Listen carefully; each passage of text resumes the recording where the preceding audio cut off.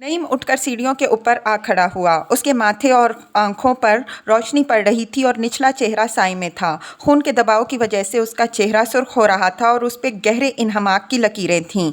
नजमी उसकी तरफ पुश्त किए, दोनों हाथ गोद में रखे, बेतरतीब कुर्सियों, मेज़ों, बैडमिंटन के रैकेटों, अखबारों, शरबत के गिलासों और आम की काशों और छिलकों के दरमियान अकेली मेज़ पर बैठी थी।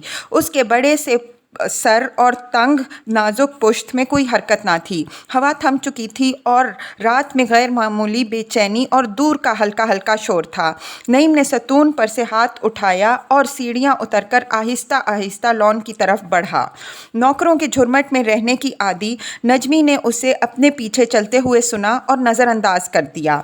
नईम बिखरे हुए सामान के दरमियान चलता हुआ उसके सामने जा खड़ा हुआ। उस वक्त नजमी उसे देखकर चौंक पड़ी। वो ज़रा सी पुश्त मोड़े, कुर्सी के बाजू का सहारा लिए उसी इन्हिमाक से सब्ज़े पर देख रहा था। उसे देखकर हमेशा की तरह नजमी को दूर की खुशी का एहसास हुआ। उसका ये रिश्ते का भाई, जिसे वो मुद्दत से जानती थी और चाहने के बावजूद जिसके बहुत ज़्यादा नज़दीक वो कभी ना हो सकी थी, उसके लिए एक पुरस्कार पुरकशिश दूरी का हामिल था। उससे जब भी वो मिली, उसे महसूस हुआ कि अपने नरमी और खुश खल्की के रवैये के बावजूद वो एक बिल्कुल अलग बेगाना हस्ती थी, जिसके साथ बेतकल्लुफ़ी की नौबत कभी ना आ सकती थी। इसके बावजूद वो वाहिद शख्स था जिसके बारे में वो हमेशा अपने कुदरती तबक़ाती तासुरात से आज़ाद होकर सोचती थी। इस बात का भी इल्म उसे था कि इस उधेड़ उम्र खूबसूरत शख्स से, जो उसका नज़दीकी रिश्तेदार था, मिलकर वो हमेशा खुश होती थी और उसको खुश करने की भी नाकाबिले बयान ख्वाहिश महसूस करती थी। नईम ने झुककर लिपटा हुआ कैनवस उठाया और उसे खोलकर देखने लगा। सर का पोर्ट्रेट है। वो छलांग लगाकर मेज़ से उतरी और बच्चों की तरह तेज़ तेज़ आंखें उसकी तरफ उठाकर बोली, आप सर को जानते हैं नईम भाई? सरबाला। सरबाला? हाँ। वो आज नहीं आई? नजमी ने उदास होकर कहा। वो आज नहीं आई? अच्छा, नईम ने दोहराया। फिर वो बिला वजह आहिस्ता से हंसा और कुर्सी पर बैठ गया। नजमी उसके सामने मेज़ पर चढ़कर बैठ गई और शिकायती लहजे में बोली, इतनी बार कहा है आपका पोर्ट्रेट बनाएंगे, सिटिंग ही नहीं देते। पोर्ट्रेट? हाँ, देंगे देंगे। आपके दोस्त सारे चले गए? सारे चले गए, नजमी ने दोहराया। मछली का शिकार? खूब रहा, खूब। वो हंसा। हमेशा पूछती हो और आप हमेशा लेकर नहीं जाते। इतनी बार कहा है कि हमें भी कभी ले जाएं। आप अपनी छड़ी और डोरी तो मंगवाती नहीं। अरे मछली पकड़ने कौन जा रहा है नईम भाई, आप तो याद ही नहीं रखते। आपका पोर्ट्रेट बनाएंगे दरिया के किनारे पर। और अरे इतना उम्दा रहेगा भाई, वो जहाँ दूसरे किनारे पर छोटा सा जंगल हैं वहीं पे उस किनारे आप दरिया में डोरी फेंककर एक बड़े से पत्थर पर चढ़कर अपने ख्याल में बैठे होंगे जैसे बैठा करते हैं, और कंधे पर एक कौवा बैठा होगा। और इतना कैरेक्टर है आपके चेहरे पर, पता है आपको? नईम खामोशी से हंसा। फिर वादा कीजिए अब की बार हमें और अज़रा आपा को लेके जाएंगे। हाँ ज़रूर लेके जाएंगे।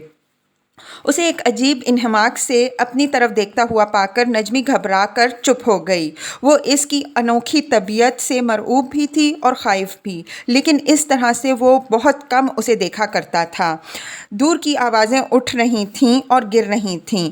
कहीं पर शायद आग लगा दी गई थी जिसकी नारंगी रोशनी आसमान की तरफ उठ रही थी। बरामदे का टेलीफोन ज़ोर ज़ोर से बजना शुरू हो गया। अज़रा नहीं, सिर्फ तुम, नईम ने कहा। अज़रा आपा नहीं? नईम ने कोई जवाब ना दिया, सिर्फ उसे देखता रहा। टेलीफोन थोड़े थोड़े वक्फे पर मुसलसल बजे जा रहा था। सारे नौकर कोठी के पछवाड़े खौफजदा भेड़ों की तरह जमा होकर शहर की जानिब देख रहे थे। सिर्फ एक मेहरी बरामदे में सहमी हुई टेलीफोन को और नजमी को बार बार देख रही थी। ये आला कतई तौर पर उसकी समझ से बाहर था। पल भर में नजमी पसीने में भीग गई। अनीस ठीक कहता है, वहाँ पर जाकर मुझे सुकून मिलता है और सुकून मुझे तुमसे मिलकर भी मिलता है। वो उसी इन्हमाक से बोल रहा था। तुम मुझसे कभी नहीं मिलती, बात नहीं करती, क्यों? ओह अच्छा, नहीं नईम भाई, वो कोशिश करके हंसी, लेकिन अज़रा आपा। नईम ने हाथ उठाकर उसे चुप रहने का इशारा किया। तुम्हें पता है मेरी कैसी कोफ्त की ज़िंदगी है। उससे बचने के लिए मैं हर जगह मारा मारा फिरता हूँ। मेरी बीवी, उसके साथ एक मुद्दत गुजर गई, मुझे कुछ नहीं दे सकी, और तुम इतनी ज़हीन हो, तुम्हारा दिमाग। मैं उसके साथ हैवानों की तरह रहता हूँ, और तुम। उसने हाथ बढ़ाकर उसकी ठोड़ी और गाल और होंठों को छुआ। तुम्हारा जहन, मैंने हमेशा तुम्हारे जैसी लड़की की तमन्ना।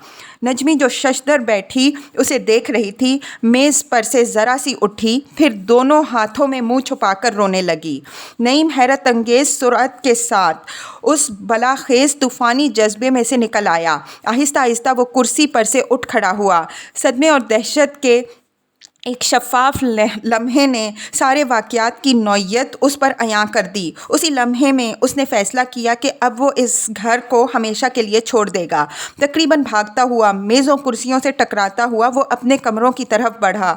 नजमी ने पानी के जग के गिर कर टूटने की आवाज़ सुनी और हाथ हटाकर झुलमुलाती आँखों से उस लंगड़ा कर चलती हुई शबीह को, जो ज़िंदगी की नाकाबिले तस्खीर अलामत थी, गायब होते हुए देखा। रात आधी से ज़्यादा गुजर चुकी थी। अज़रा हस्बे मामूल नईम से उसके इतवार के शिकार के मुतालिक पूछ पाछ कर उसकी खामोशी से तंग आकर सो चुकी थी, लेकिन उसका एक बाजू अभी तक नईम की छाती पर बेसुध पड़ा था।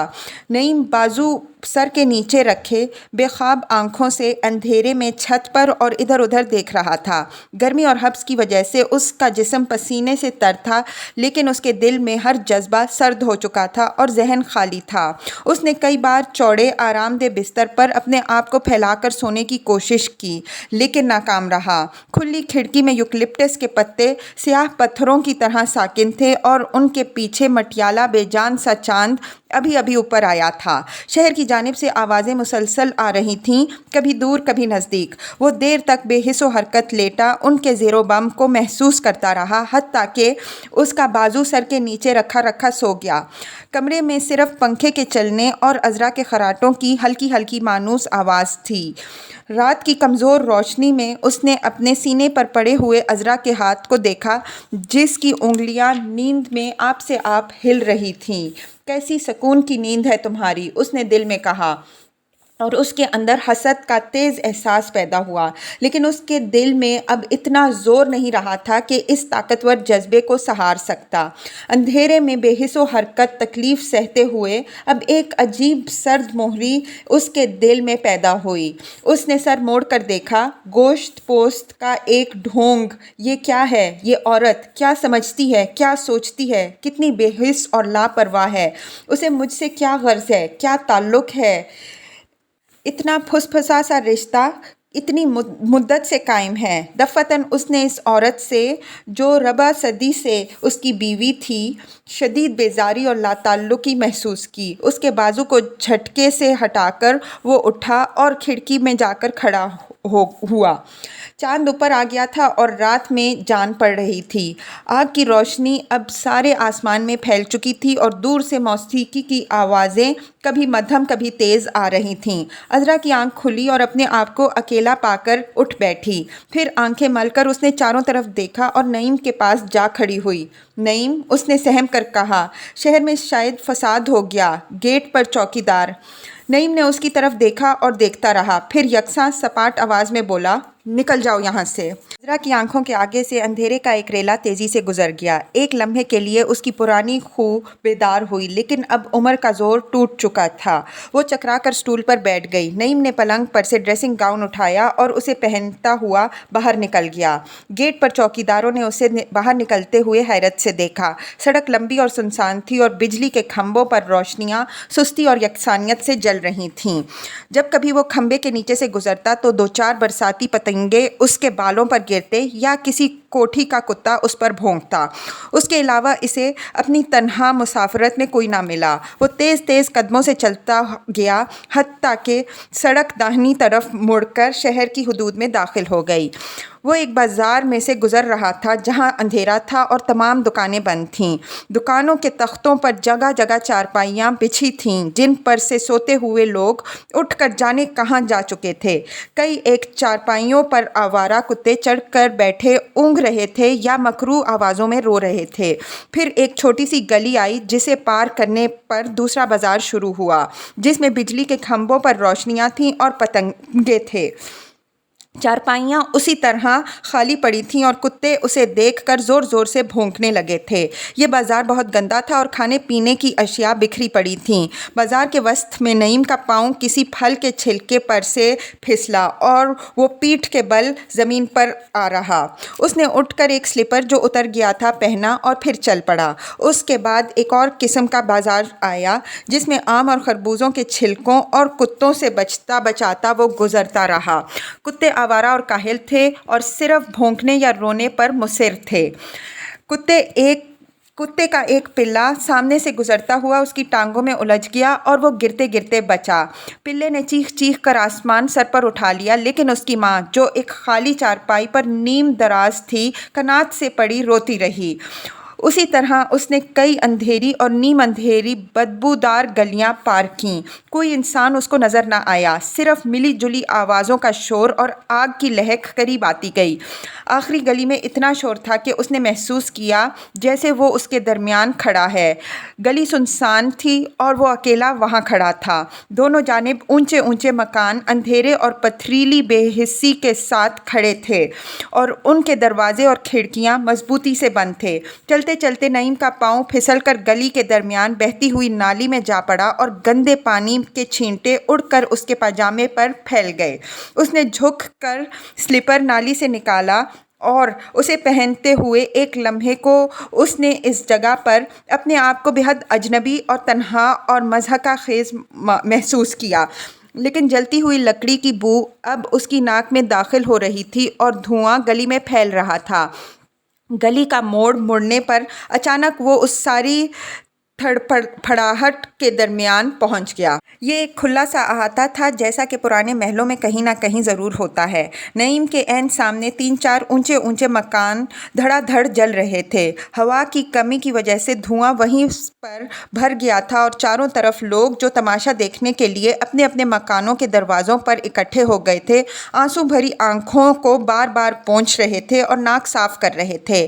آگ بجھانے کی کوشش کوئی نہ کر رہا تھا، صرف ایک فائر بریگیڈ کا انجن جو اندر نہ آ سکتا تھا سڑک پر کھڑا تھا اور ند فائر مین اس کے پتلے سے پائپ کے ذریعے سے جو اتنی بڑی آگ کے لیے نہایت ناکافی تھا پانی پھینک رہے تھے۔ جلتے ہوئے مکانوں کے آس پاس کے گھروں میں سے سامان نکالا جا رہا تھا اور ڈرے ہوئے جسموں اور شدید خطرے کی وجہ سے خالی چہروں والے لوگ چیخ چیخ کر اندر باہر بھاگ رہے تھے۔ ان کے چہروں پر پسینے کی لکیریں چل رہی تھیں اور وہ آگ میں چمک رہی تھیں۔ چند ایک پولیس کے سپاہی بلا وجہ ادھر سے ادھر بھاگ رہے تھے۔ مخالف سمت میں گلی کے فرش پر چند کنبے اپنے سامان کے اوپر بیٹھے تھے اور مکمل طور پر خالی الذہن دکھائی دے رہے تھے۔ یہ شاید وہ لوگ تھے جو جلتے ہوئے مکانوں میں سے جان بچا کر نکلے تھے اور جن کی عورتیں اور بچے رو رہے تھے اور مرد سراسیمہ کھڑے تھے۔ ایک جوان مرد جو چیخ چیخ کر اپنے کنبے کو چپ رہنے کی تلقین کر رہا تھا آخر برداشت نہ کر سکا اور کود کود کر اپنی بیوی اور بچوں کو پیٹنے لگا۔ وہیں کھڑے کھڑے نعیم نے اس سارے منظر کے شدید الم اور مضحکے کو محسوس کیا اور چل پڑا۔ اس سارے ہجوم میں کسی نے بھی اس اکلوتے جسم چرا کر نکلتے ہوئے انسان کی افتاد کو نہ پہچانا کہ اجتماعی انسانی افتاد اس قدر جاذب نگاہ ہوتی ہے۔ فائر انجن کے پاس پہنچ کر وہ ٹھٹک کر رک گیا۔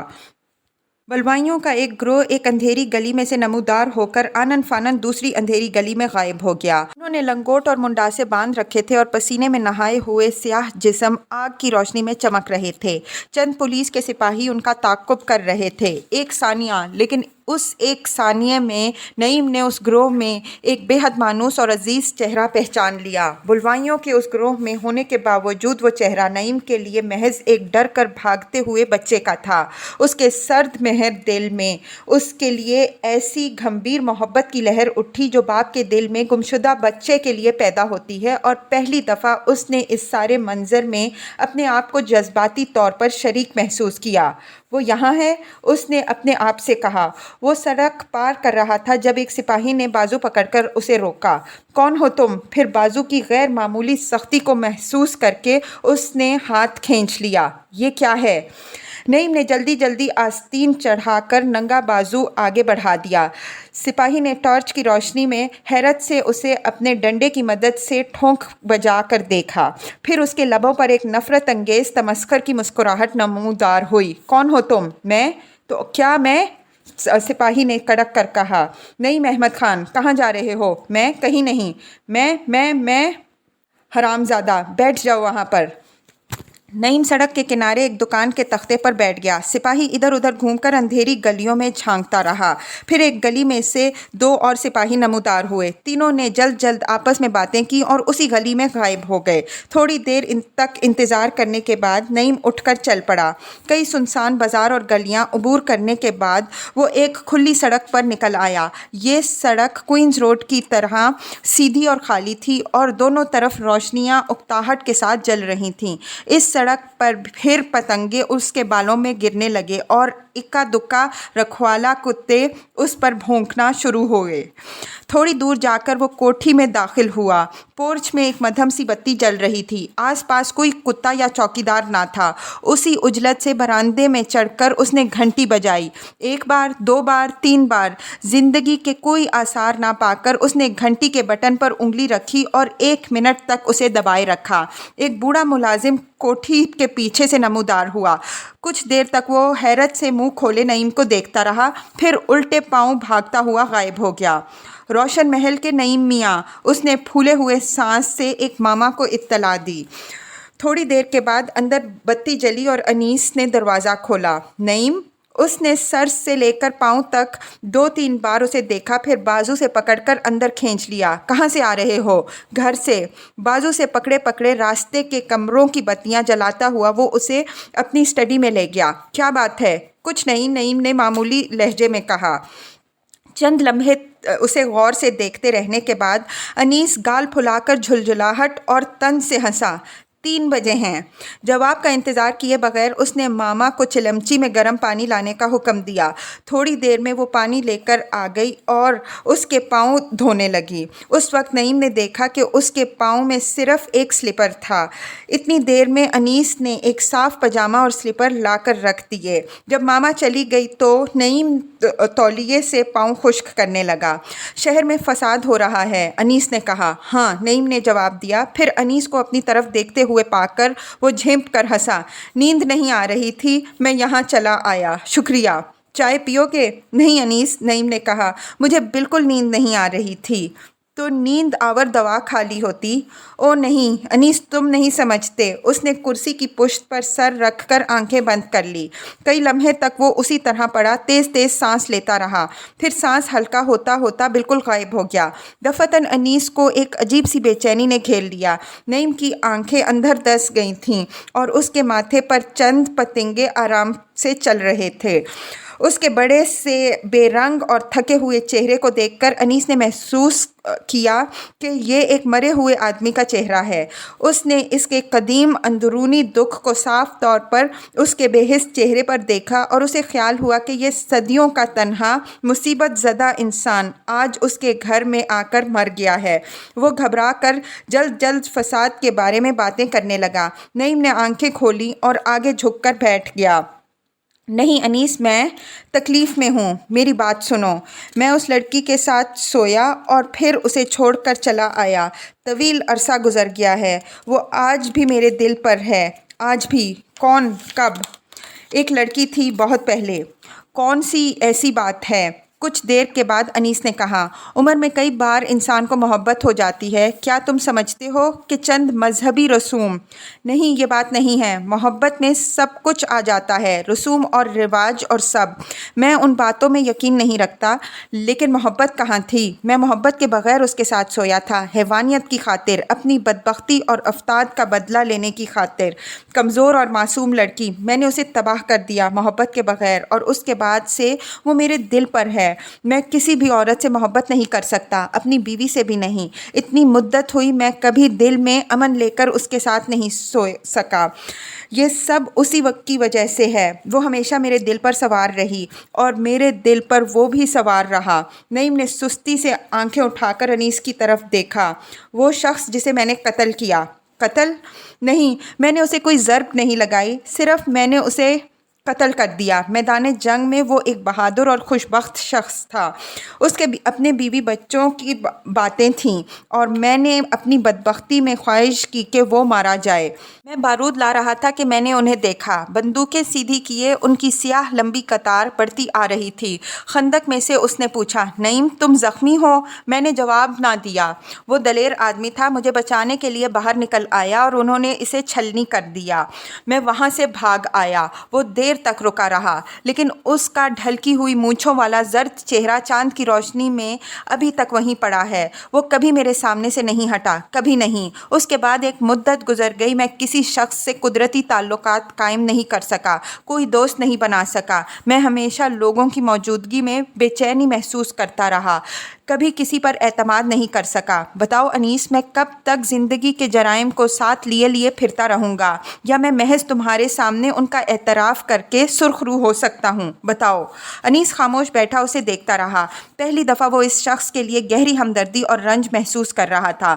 شاید پہلی بار اس پر اس بات کا انکشاف ہوا تھا کہ یہ شخص جسے وہ اتنے عرصے تک احمق سمجھتا رہا تھا، آخر اتنا احمق نہ تھا، کہ وہ بہت کچھ جانتا تھا مگر صرف سزا بھگت رہا تھا، کہ اس میں اتنا ضمیر، اتنی ذہانت موجود تھی کہ ایک طویل عرصے تک بے زبانی اور مظلومیت کے ساتھ ایک مسلسل موت کی اذیت برداشت کرتا رہا تھا۔ میں اپنے ضمیر کے ستم اٹھا رہا ہوں، وہ کہہ رہا تھا۔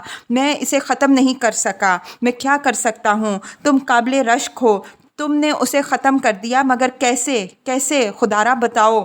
پچھتاوے ہمارے سب سے لا حاصل جذبے ہیں، انیس الرحمن نے کہا، لیکن یہ کہتے ہوئے اس نے اپنے آپ کو بے حد کمینہ اور احمق محسوس کیا۔ اور آج میں نے علی کو بھی دیکھا ہے، نعیم بولا، میرا بھائی جسے میں نے گھر سے نکال دیا تھا، وہ یہیں پر ہے، وہ میرا خون ہے، پر میں نہیں جانتا کہاں پر ہے۔ اور میں نے ایک دفعہ ایک دوست سے باتیں کی تھیں جو مر چکا تھا۔ کیا دیکھتے ہو؟ یہ سچ ہے۔ میں نے صاف طور پر، جیسے تم میرے سامنے بیٹھے ہو، دیکھا تھا کہ وہ شخص مر چکا ہے اور وہ میرا دوست تھا اور مجھ سے ہم کلام تھا۔ اس کے تھوڑے عرصے کے بعد کسی نے مجھے بتایا کہ وہ میدان جنگ میں لڑتا ہوا مارا گیا، لیکن موت تو ایک ہی ہوتی ہے اور میں نے اسے دیکھا ہے۔ مجھے خیال ہوتا ہے کہ اس کی موت کا ذمہ دار بھی میں ہوں۔ خیال ہوتا ہے، انیس خفا ہو کر بولا۔ تمہاری سب سے بڑی مصیبت یہی ہے کہ اوٹ پٹانگ خیال دوڑاتے رہتے ہو، مت سوچو۔ اور آج شام نجمی کو میں نے دیکھا۔ نعیم اسی طرح دیر تک باتیں کرتا رہا۔ انیس نے پھر اسے نہیں ٹوکا، بولنے دیا۔ وہ دنیا میں مستقل چھوٹے بڑے دکھ سہتا ہوا قدیمی شریف انسان، جس کے دل پر سے، سارے وجود پر سے ایک عظیم بوجھ آہستہ آہستہ اٹھ رہا تھا، بوجھ جسے وہ بے زبان بار بردار جانور کی طرح ایک مدت تک اٹھائے پھرا تھا۔ آخر کار وہ تھک کر چپ ہو گیا اور کرسی کی پشت پر سر ٹیک کر اونگھنے لگا۔ تھوڑی دیر کے بعد وہ وہیں پڑا سو گیا۔ باہر ایک نیا دن طلوع ہو رہا تھا۔ اسی روز کوئی وجہ بتائے بغیر وہ عذرا کو لے کر ایک نئے دوسرے مکان میں منتقل ہو گیا۔ روشن محل کے ملازم کئی روز تک اس کا سامان وہاں پہنچاتے رہے۔ پارلیمنٹ ہاؤس میں عجیب گہما گہمی تھی۔ ہند کی مکمل آزادی کے لیے آخری گفت و شنید ہو رہی تھی۔ لارڈ ماؤنٹ بیٹن 18 گھنٹے پارلیمنٹ میں اور گورنر جنرل ہاؤس میں کانفرنسیں بلاتے رہتے تھے اور ملک بھر میں سول نافرمانی کی تحریک کی وحشت ناک خبریں وصول ہوتی رہتی تھیں۔ ملک کی دونوں بڑی پارٹیوں، کانگریس اور مسلم لیگ کے لیڈر دلی میں جمع تھے اور وائس رائے ماؤنٹ بیٹن سے ملنے میں مصروف تھے۔ ہر طرف عجیب افراتفری کا عالم تھا۔ ملک کے مستقبل کے متعلق ہر کوئی اپنی سی پیشن گوئی کر رہا تھا، لیکن ہر کوئی اپنی اپنی جگہ مکمل بے یقینی اور بے اعتمادی کی حالت میں تھا۔ روزانہ زندگی کا ہر کاروبار معطل ہو چکا تھا۔ ملک کے بٹوارے کی خبریں گرم تھیں اور لوگ ایک جاں گسل درمیانی وقفے سے گزر رہے تھے۔ 40 کروڑ ہندوستانیوں پر ابتری کا وہ دور تھا کہ پہلے کبھی نہ آیا تھا۔ وزارت داخلہ کے پارلیمنٹری سیکریٹری کے دفتر میں بھی ایک خاموش ہنگامہ تھا، جس میں سب شریک تھے۔ Assistant secretary of state, clerk, چپڑاسی اور تمام چھوٹے بڑے اہلکار انیس کی سربراہی میں اپنے کام میں مصروف تھے اور ساتھ ہی ساتھ کانفرنس روم کی طرف اور پارلیمنٹ کی عمارت کے باہر مظاہرہ کرنے والے ہجوم کی طرف بھی متوجہ تھے۔ صرف نعیم تھا جو بیکار پھر رہا تھا۔ دفتر آتے ہی اس نے کام میں مصروف ہونے کی کوشش کی تھی، لیکن تھوڑی ہی دیر میں اسے سخت نیند آنے لگی اور وہ قلم رکھ کر کرسی پر ہی سو گیا۔ چند منٹ کے بعد جب وہ جاگا تو حیرت انگیز طور پر پرسکون تھا اور ہر چیز اجنبی اور خوشگوار لگ رہی تھی۔ وہ باہر کی طرف کھلنے والی کھڑکی کے آگے جا کھڑا ہوا۔ باہر ایک نہایت چمکدار اور گرم صبح تھی اور دھوپ چاروں طرف پھیل چکی تھی۔ پارلیمنٹ کی عمارت جہاں ختم ہوتی تھی ایک کھلا صاف ستھرا میدان تھا جس میں ایک خاص ترتیب کے ساتھ سایہ دار درخت لگے تھے۔ اس سے پرے چوڑی سڑک تھی جس پر پولیس کا پہرا تھا۔ پھر ایک لمبا چوڑا ریلتا پیلتا ہوا ہجوم تھا جو نعرے لگا رہا تھا اور پولیس کے پہرے کو توڑ کر آگے بڑھنے کی کوشش کر رہا تھا۔ ہلکا ہلکا شور تقریباً شہد کی مکھیوں کی بھنبھناہٹ کی طرح نعیم تک پہنچ رہا تھا۔ وہ آسانی سے اپنے آپ کو سنبھالے کھڑکی میں کھڑا اس گرد کے بادل کو دیکھتا رہا جو ہزاروں پاؤں پٹکنے اور کودتے ہوئے لوگوں میں سے اٹھ کر ان کے سروں پر منڈلا رہا تھا۔ اس وقت وہاں کھڑے کھڑے نعیم نے محسوس کیا کہ وہ ان سب سے الگ تھلگ اوپر کہیں تنہا کھڑا ہے، اس شور مچاتے ہوئے ہجوم اور مشین کی طرح کام کرتے ہوئے اہلکاروں سے اوپر۔ اس تنہا مقام پر جہاں وہ کھڑا ہے فضا خاموش اور خوبصورت ہے اور روشنی ساری میں پھیلی ہوئی ہے اور زندگی صاف نیلے آسمان کی طرح پرامن اور وسیع ہے۔ اس نے آنکھیں بند کر کے گہرے گہرے مسرور سانس لیے اور انیس الرحمن کی موجودگی کو، جو اس دوران میں آ کر اس کے قریب کھڑا ہو گیا تھا، قطعی محسوس نہ کیا۔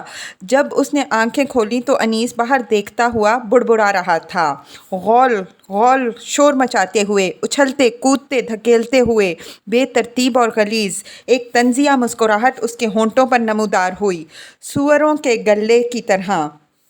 نعیم بے خیالی سے اسے دیکھتا رہا۔ جب وہ دوبارہ جا کر اپنے کام میں مصروف ہو گیا تو نعیم برآمدوں میں ٹہلتا ہوا کانفرنس روم کی طرف نکل آیا۔ اس وقت وہ تمام اس کے سامنے سے گزر کر اندر داخل ہوئے۔ نہرو، راجگوپال اچاریہ، پٹیل، کرپلانی، جناح، لیاقت، ایک ایک کر کے سب، پھر دروازے بند کر دیے گئے۔ وہ ٹہلتا ہوا واپس کھڑکی میں آ کھڑا ہوا۔ پھر وہ آنکھیں پھاڑ پھاڑ کر دیکھنے لگا۔ دور کے ہجوم میں سے اسے دوبارہ گمشدہ عزیز چہرہ نظر آیا۔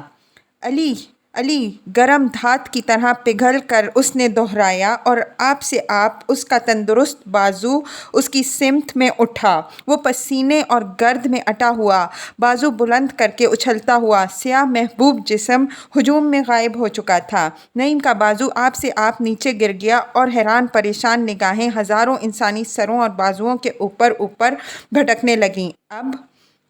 اب اس کے سامنے علی نہ تھا، ہجوم بھی نہ تھا۔ اس کے سامنے اس کی گمشدہ جوانی تھی، اس کی ساری گزشتہ جدوجہد تھی، اس کی زندگی تھی، وہ تمام ارادے، امنگیں، ولولے اور وہ ساری جدوجہد محض اس دن کے لیے کی گئی تھی۔ اس نے سوچا، محض اس دن کے لیے۔ اس نے سوال کیا کہ آخر کار ہم بھلا دیے جائیں کہ ایک طویل اور تکلیف دہ زندگی بسر کرنے کے بعد بوڑھے اور صرف بوڑھے ہونے کے لیے اس قدر اکیلے رہ جائیں۔ یہ کیا ہے؟ میں یہاں کیا کر رہا ہوں؟ ساری زندگی، سارے دکھ کے معنی تلاش کرتا ہوا میں کہاں آ پہنچا ہوں؟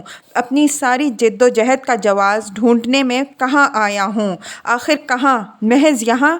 اس وقت اس کا جوش سے چلاتے ہوئے ضدی اور گستاخ اور گرد آلود ہجوم کو دیکھ کر وزنی اور کند احساس کا ایک ریلا آیا، اور جیسے سمندر کی تہہ میں بیٹھا ہوا پتھر گہرے طوفان میں ایک دم اٹھ آتا ہے، نعیم کے دل میں بھاری اور کند درد پیدا ہوا۔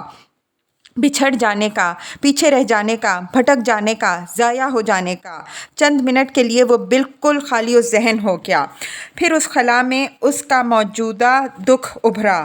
پیچھے مڑ کر دیکھے بغیر اس نے تصور کیا اور صاف طور پر دیکھا کہ انیس اپنی تمام تر حیوانی قوت کے ساتھ اٹھ رہا ہے، بیٹھ رہا ہے، مڑ رہا ہے، کام میں مصروف ہے اور باتیں کر رہا ہے۔ धुंधली से फाइलों के ढेर में गुम है और उन्हें पढ़ रहा है और उठा उठाकर प्रिंसिपल सेक्रेटरी के दफ्तर में ले जा रहा है और खिड़की से बाहर झांक रहा है और सारी दुनिया से नफरत कर रहा है, दूसरे तमाम लोगों को और तमाम वाक़यात को अपने तंज, अपनी दुनियादारी और अपनी होशियारी में गर्क कर रहा है। एक बेहद बाज़मीर और हंसमुख और दाना मशीन है जो अपने ओर पर चले जा रही है, एक हैवान है जो महज आदतन जिंदा है, काम कर रहा है। और ये शख्स, उसने सोचा, ये शख्स इतना कुछ जानता है, सब कुछ जानता है, उसके बावजूद दफ़तन उस स्याह सफ़ेद खला में से एक खौफनाक ठोस हकीकत नुमायाँ हुई कि ये शख्स खुदगर्जी, जहनी बददियानती और इंसानी कमज़ोरी में एक अजीम अलामत है। वो मुड़ा और दीवार के साथ पुश्त लगाकर खड़ा हो गया। अंदर के सारे मंजर को बज़ाहिर काहिली के साथ देखता हुआ वो धीरे धीरे लेकिन हैरत अंगेज़ सुरअत और सफाई के साथ बिलाखिर अकल के उस अजीम चुंगल में से निकल आया जिसमें एक तवील अरसे से गिरफ्तार था। उसने आहिस्ता से झुककर अपनी छड़ी और टोपी उठाई और चल दिया। कहाँ जा रहे हो? अनीस उर रहमान ने उठकर पूछा। बाहर, लेकिन कॉन्फ्रेंस जारी है और मुश्तइल हुजूम। ये सुबह देख रहे हो? नईम ने खिड़की से बाहर देखते हुए कहा। एक दफ़ा किसी ने, पता नहीं कौन था, मुझसे कहा था कि खुदावंद ताला की दुनिया पर हर सुबह नई दिलकशी और आज़ादी लेकर तुलू होती है। उसने सीधा अनीस के चेहरे पर देखा। खुदा हाफिज़। पार्लियामेंट की इमारत की बैरूनी सीढ़ियों पर खड़े होकर उसने आज़ादी और मुसर्रत का लंबा सांस लिया। फिर वो मुजाहिरीन के हुजूम में घुस गया। उसे हर तरफ से धक्के पड़ रहे थे और सियाह गलीज जिस्मों से पसीने की तेज़ बू आ रही थी। वो मजबूत कदमों से चलता गया। काफ़ी देर के बाद वो हुजूम के दूसरे किनारे पर निकल आया।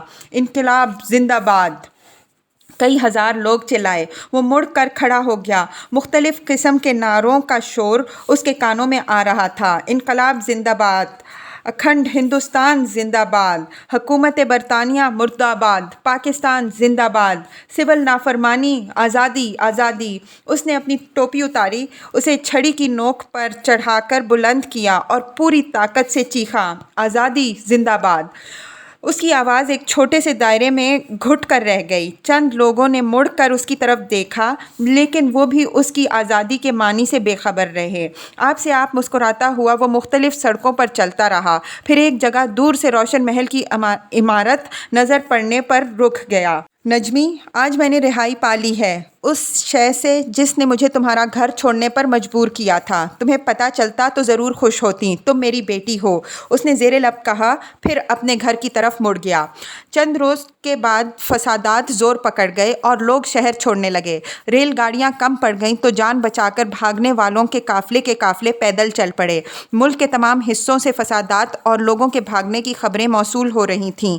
गो अभी तक सियासी गुफ्तशनीद का कोई फ़ैसला ना हो सका था, लेकिन मुल्क के बंटवारे के मुतालिक एक आम यकीन फैल गया था।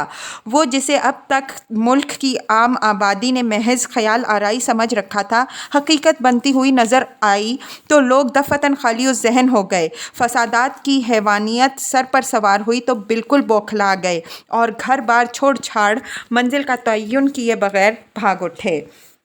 रोशन महल के वसी हॉल में कुंबे के सभी अफराद जमा थे सवाए नईम के।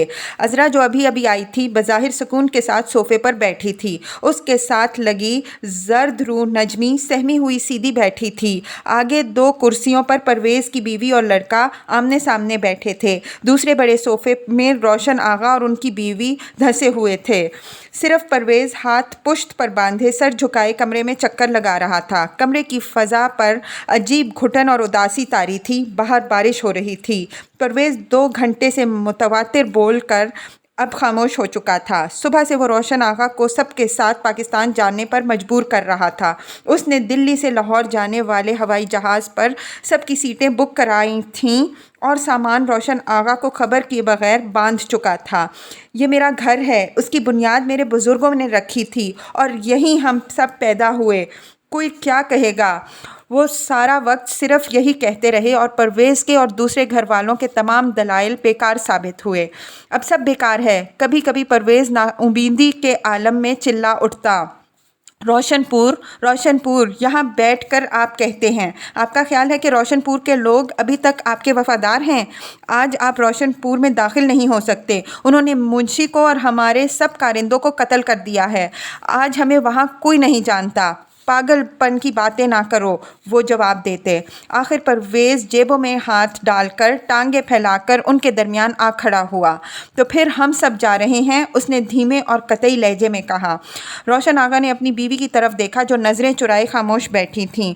फिर उन्होंने सवालिया नज़रों से अज़रा को देखा। नईम ने उम्र भर भला किस की बात मानी है? परवेज़ गुस्से से बोला, अज़रा हमारे साथ चल रही है, वो जाए ना जाए। रोशन आगा ने दोबारा अपनी बीवी को देखा। यकलख्त बेहद उकताकर उन्होंने कहा, तो फिर शौक से जाइए, और मुंह फेर कर बैठ गए। परवेज़ थोड़ी देर घबराहट में चक्कर लगाने के बाद टोपी और बरसाती उठाकर बगैर कुछ कहे दरवाज़ा खोलकर बाहर निकल गया। दोपहर के वक्त वो सब एयरपोर्ट को रवाना हुए। रोशन आगा अपने कमरे के दरवाजे पर से रोते हुए घर वालों को अलविदा करने के लिए आए। जाते जाते सब ने उनसे वादा किया कि हालात बेहतर होने पर वापस आ जाएंगे, और अगर खुदा न खास्ता हालात ख़राब हो गए तो रोशन आगा यकीनन उनसे आन मिलेंगे। शाम तक रोशन महल के तमाम नौकर गायब हो गए, चौकीदार और खाकरूब तक। सिर्फ रोशन आगा का गुलाम खुसूसी हुसैन वफ़ादारी से उनके बंद दरवाजे के साथ लगकर बैठा रहा। रात से पहले रोशन महल को आग लगा दी गई। बारिश रुक गई थी और बलावियों के 3 गिरोह यके बाद दीगरे जाने कहाँ से वारिद हुए, और नहायत खामोशी से उस मुहेब 2 मंजिला इमारत का मशरकी हिस्सा जलने लगा। नईम और अज़रा के जाने के बाद से ये हिस्सा खाली पड़ा था। रोशन आगा और हुसैन पिछले दरवाज़ों से जान बचाकर भागे। जाते जाते उन्होंने बलावियों की झलक देखी। वो लंबे तड़ंगे सिख किसान और छोटी ज़ातों के काले काले लोग थे जो उनका सामान निकाल कर लॉन में जमा कर रहे थे और उसे आग लगाकर भप्तियों की तरह शोर मचा रहे थे। कई एक कोठियाँ जल रही थीं। पुराने वसी और जाने पहचाने घर जिनमें उम्र भर आना जाना रहा था, और उनके बासी पुराने वक्तों के नजीबुत तरफ़ैन ताल्लुक़दार और सरकारी अफसर जो ऐसे अच्छे दोस्त थे। सड़क पर जाने से एहतराज़ करते हुए रोशन आगा और हुसैन मकानों के पीछे पीछे खेतों और गैर आबाद ज़मीनों में से भागते हुए गुज़र रहे थे। रात पड़ चुकी थी। गढ़ों में बारिश का पानी रुका हुआ था। वक्फे पर वो दोनों तारीकी में तेज चलते हुए एकदम फिसल कर किसी घड़े में गिर पड़ते। हुसैन अपने आका को कमर से पकड़कर बाहर निकालता और वो अपने ख़ास अंदाज में कोसते हुए फिर भागने लगते। दोनों सर से पांव तक कीचड़ आलूद थे। एक जगह पर थक कर रोशन आगा रुक गए और हाँफने लगे। दाएं जानिब एक छोटी सी कोठी थी जिसमें रोशनियां जल रही थीं और पर्दे सुकून के साथ फड़फड़ा रहे थे। हुसैन, रोशन आगा ने उदासी से पूछा, तुम कभी ऐसी रातों में बाहर से गुजरे हो जबकि अंदर लोग अपने पर्दों के पीछे इत्मीनान से बैठे हुए हों? हाँ सरकार, बेशक, पर कैसा अजीब लगता है। वो फिर चल पड़े। हुसैन आगे निकलते हुए बोला, मुझे आगे जाने दें हुजूर, घड़ों का पता चलता रहेगा, आप बच जाएंगे। लेकिन अंधेरे और उजलत के बायस वो एक दूसरे के दरमियान फासला ना रख दे सके, और जब हुसैन तारीकी में हाथ फैलाकर किसी पानी से भरे हुए घड़े में गिरता तो पेशतर इसके कि उसके मुंह से आवाज़ निकलती। रोशन आगा उसी अंदाज में अपने आप को संभालने के लिए हवा में हाथ चलाते और धड़ाम से उसके ऊपर गिर पड़ते। उन्हें अजीब सा एहसास हुआ। आखिर ठोकरें खाते हुए वो हवाई अड्डे को जाने वाली सड़क पर निकल आए। सड़क पक्की थी और ज़रा फासले पर एक छोटा सा पुल था जिसके नीचे बरसाती नाला शोर मचाता हुआ बह रहा था। उससे परे एयरपोर्ट की इमारत की रोशनियां जल रही थीं। रोशन आगा निढाल होकर पुल पर बैठ गए। बारिश फिर शुरू हो गई। वो वहीं बैठे रहे और बारिश उनके जिस्मों से घड़ों का कीचड़ धोती रही।